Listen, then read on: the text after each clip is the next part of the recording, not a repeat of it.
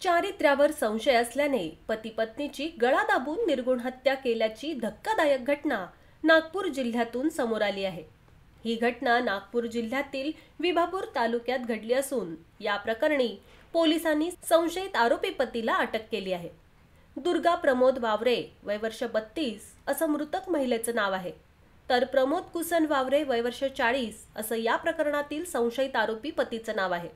प्राप्त माहितीनुसार दुर्गाचा पती कायम तिच्यावर चारित्र्याचा संशय घेत होता। या कारणावरून या दोघांमध्ये अनेकदा वाद होत होता, तर कधी या वादाचं रूपांतर हाणामारीत देखील झालं होतं। परिणामी वारंवार होणाऱ्या या मारहाण आणि मानसिक छळाला कंटाळून दुर्गाने घर सोडून आपल्या वडिलांकडे कायमचा राहण्याचा निर्णय घेतला होता। मात्र प्रमोदने दुर्गाची समजूत काढत तिला घरी आणलं होतं। दरम्यान 4 मार्च रोजी यांच्यात पुन्हा वाद निर्माण झाला।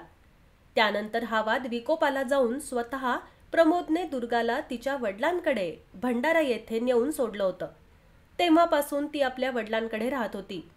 त्यानंतर मंगळवार 13 मार्चला दुर्गा आपल्या सासरी विभापूरला परत आली। मात्र पती प्रमोद आणि तिच्या सासू सासऱ्यांनी दुर्गासोबत वाद घालत तिला घरी परत घेण्यास नकार देत तिला मारहाण केली।